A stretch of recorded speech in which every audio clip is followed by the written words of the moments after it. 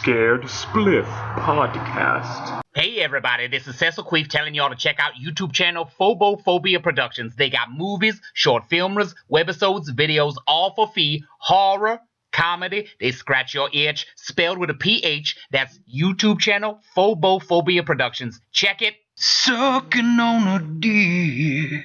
The closest I can come to meeting halfway people who are afterlife. I don't have judgment. I try not to have judgment on afterlife believing people either, because the truth is I don't fucking know either. But I tend toward just believing that we die and like we're gonna lose our sentience and that's it, and then you just rot away like a piece of fruit. I believe that. I'm more inclined to believe that because that sounds objectively more like what's gonna happen, as opposed to what sounds like it was made up out of subjective self-interest of the being that is reporting these things. Right. You get what I get what I mean.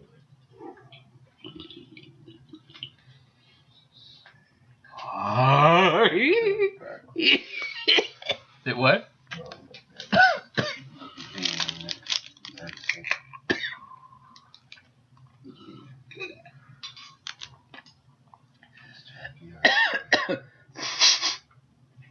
That's me answering on a very religious or spiritual level a very political question, I guess. You know, as far as what started us on that little rant there.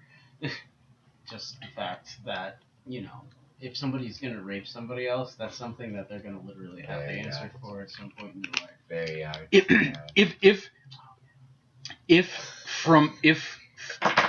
If in no other way other than with their own awareness of it, like here's the thing: is like if you do it, you're gonna know always that you did. Exactly, and that's what I mean by you're going to have to answer for that at some point in your life or another, whether you tell anybody you did it or whether anybody ever finds out you did it or not. In best case scenario, because on your deathbed, or no matter how fast you die, that's gonna go through your mind. Best case scenario is you're gonna decide to yourself, okay, that was really fucked up. That was not okay at all. I'm gonna go to therapy. I'm gonna do this and that, and I'm never ever gonna do that again because that was not okay. That's if you're fortunate enough to experience a near-life experience.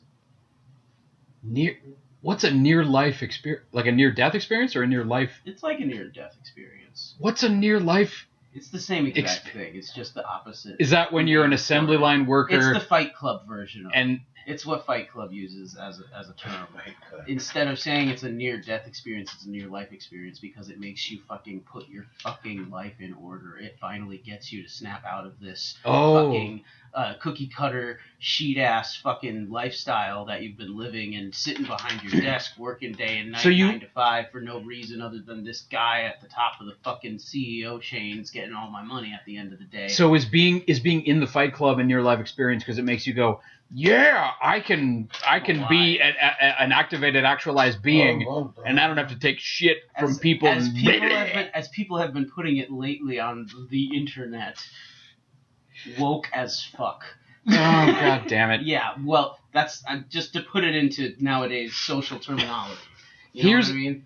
Not because I like that term, believe me. Here's why I believe that in 15 years, we're going to be embarrassed that we were using that word.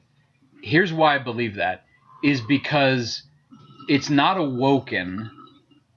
Like even if that word is like a slang kind of term that's come from the streets, even if that's literally where it came from, the fact that we're now popularizing it and mainstreaming it, it just feels like we're condescending to, and once again, like doing the kind of like insidious, infantilizing kind of racism toward people who are black.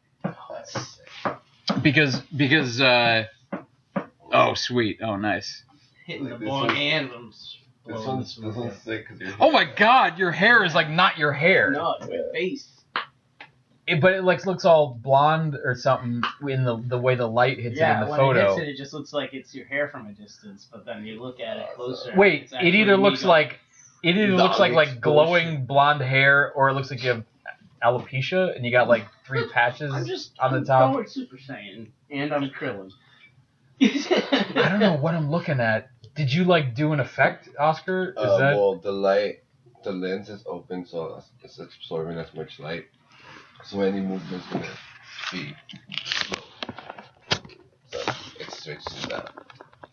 So he was still long enough, so the camera could record him taking a hit, and then he moved and stayed long enough, blowing the air out, so that frame could be stuck. Nice. I did hear it taking a couple of shots at a time, and then taking a second to like take a breather or whatever, and then taking another couple of shots. Pretty sick. That was cool.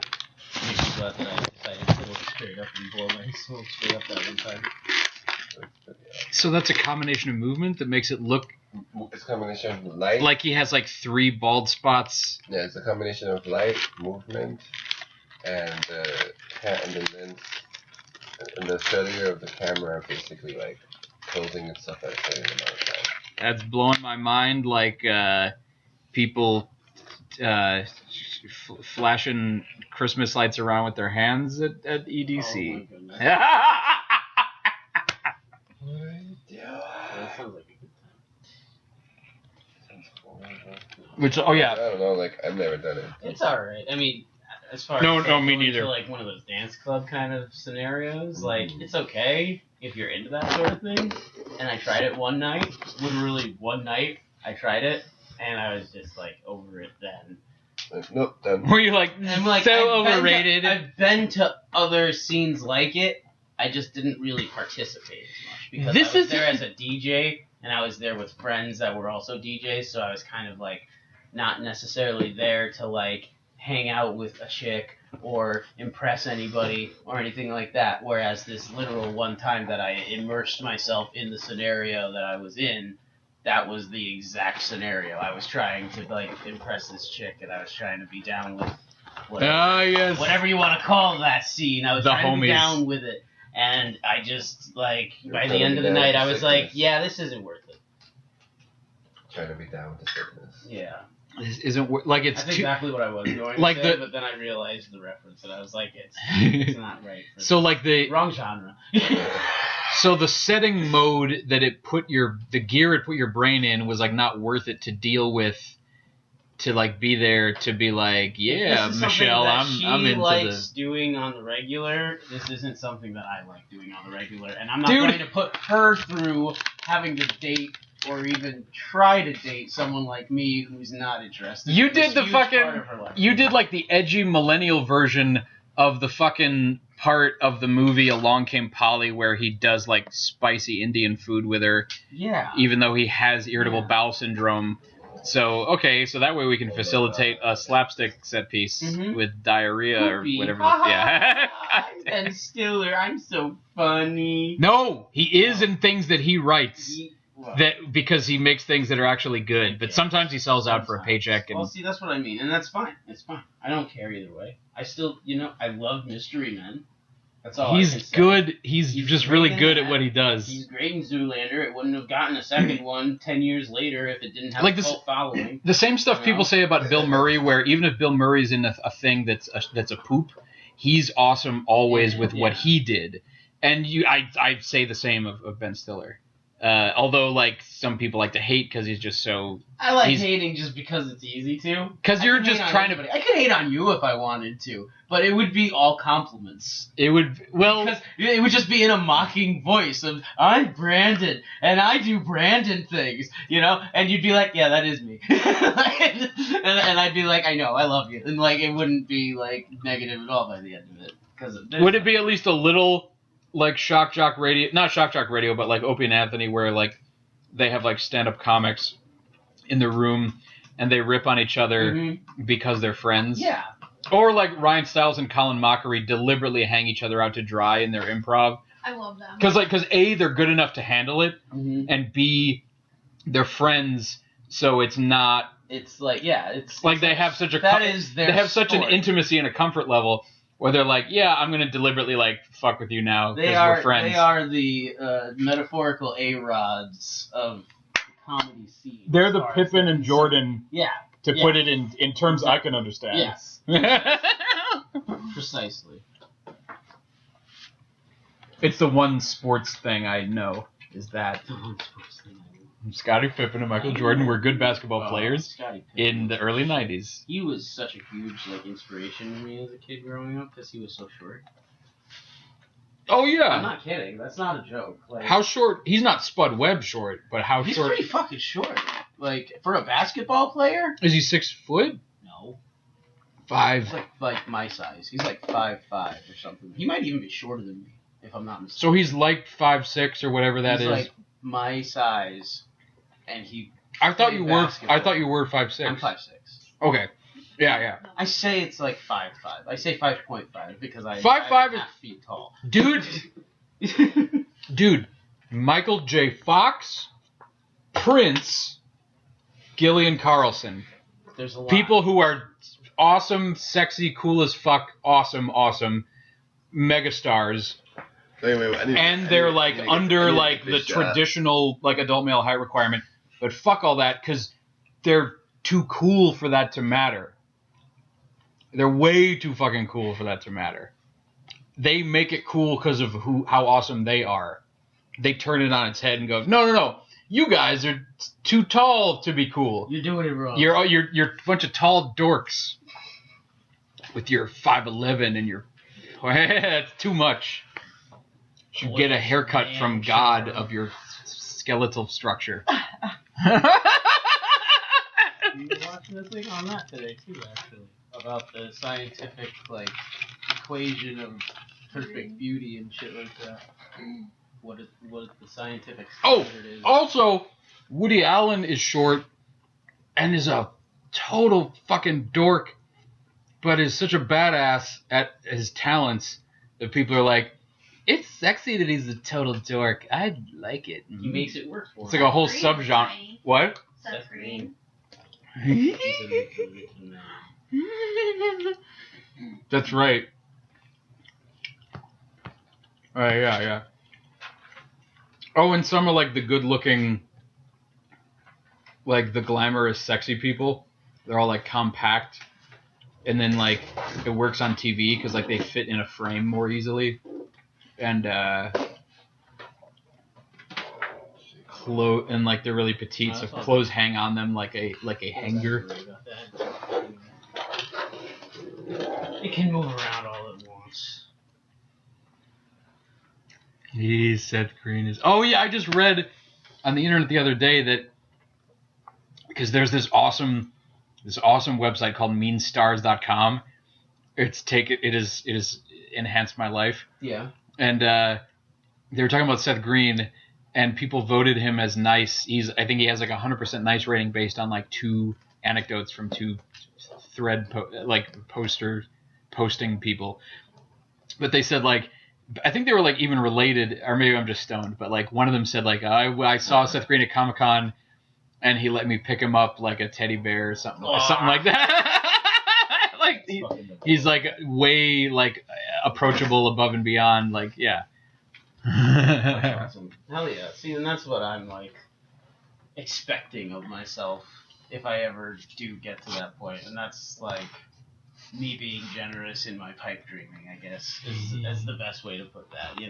I don't expect to ever get anything near that big, but if anything like that were to happen, I already said this earlier today because of something else that I watched, and it's because of that I was just I'm gonna fucking, if and when I do take off, I'm gonna pour so much of my money into marine biology. It's not even funny. I love it.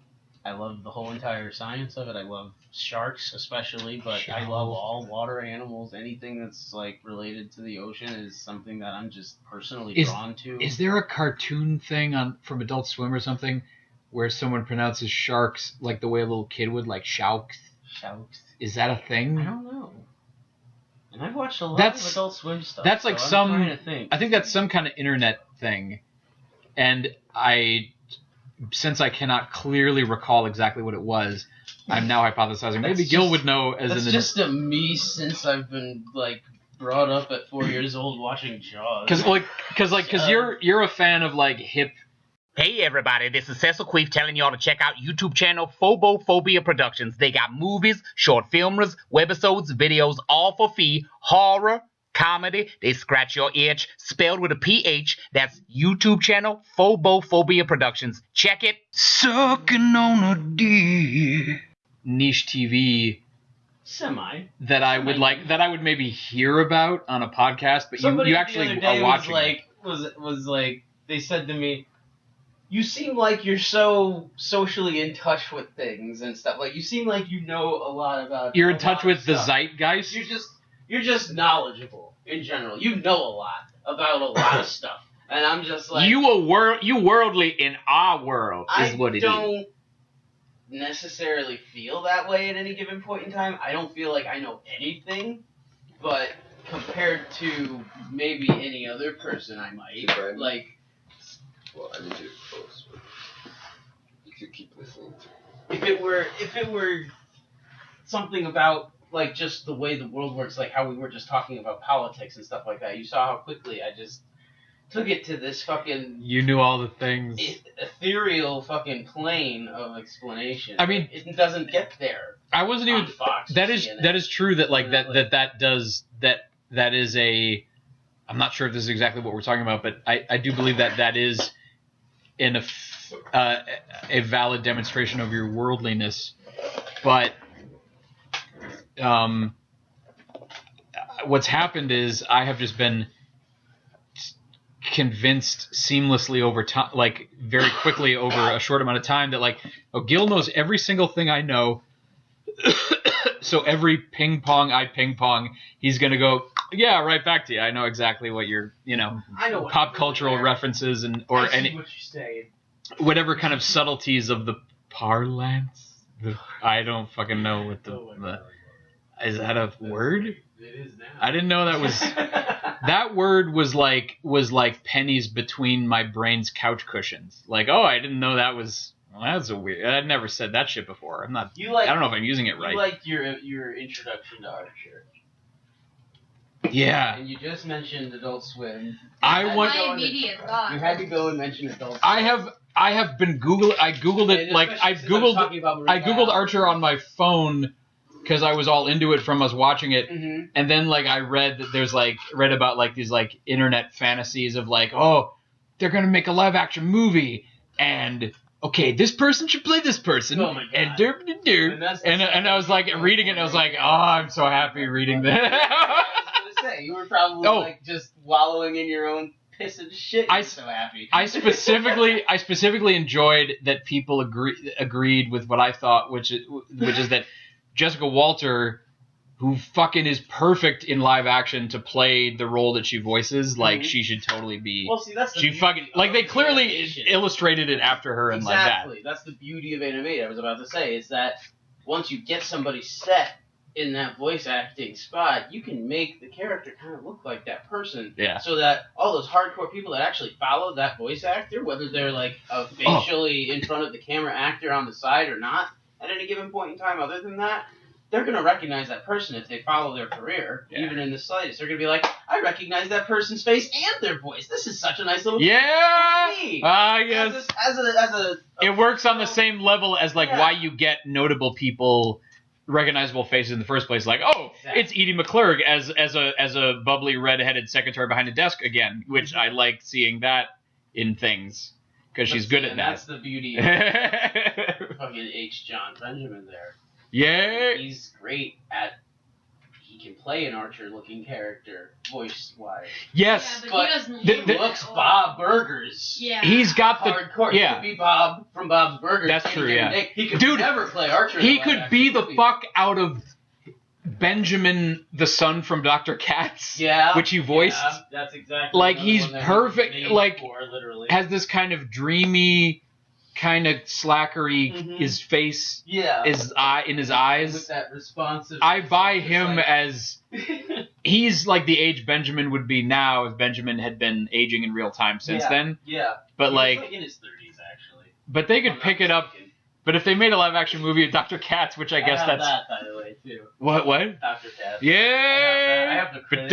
I have all the credits. Well, Dr. Katz is just an unofficial like stand-up comedy show because the guests are all stand-up comics, and on the couch they recite their act. Yeah, It's a stand-up comedy show. Because I remember That's I was exactly watching what some of it. Maybe not with. they very craftily made it feel like. No, it's a narrative show, but no, it's not. They just have Gilbert Gottfried in to come and fucking like, you know, Jerry Seinfeld as Hamlet. Oh my God. To be or not to be. I don't know if I should be or not.